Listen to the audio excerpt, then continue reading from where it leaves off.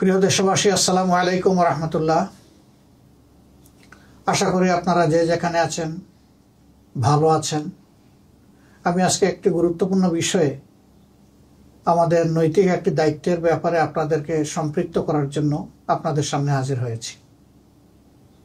বাংলাদেশ জামাত ইসলামী তার জন্মলগ্ন থেকেই সমাজের কল্যাণে নিজেদের সমস্ত যোগ্যতা এবং অভিজ্ঞতাকে নিয়োজিত করার চেষ্টা করেছে এবং সেই চেষ্টা বর্তমানে অব্যাহত আছে। এ মাসের 21 তারিখ সকাল 10টা 38 মিনিটে ঢাকা সহ দেশের বিভিন্ন জায়গায় প্রবল ভূমিকম্প অনুভূত হয়।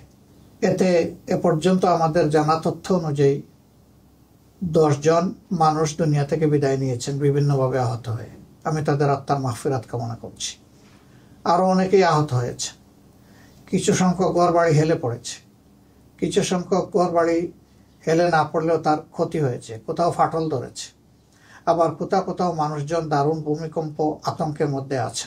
এই অবস্থায় আমরা আবার লক্ষ্য করলাম যে 31 ঘন্টার ব্যবধানে দ্বিতীয় আর্থকুয়েক আবার জনগণ এদেশে অনুভব করল, যেটাকে আফটার শক বলা হয়। আল্লাহ তাআলা ভালো জানেন, তবে আমরা আল্লাহ তাআলার কাছে এই কঠিন পরিস্থিতিতে তার একান্ত সাহায্য এবং রহমত আমরা প্রত্যাশা করছি। আল্লাহ যেন সম্ভাব্য বিপদ থেকে এই জাতিকে হেফাজত করেন এবং আমাদের গুনাহ খাতা মাফ করেন।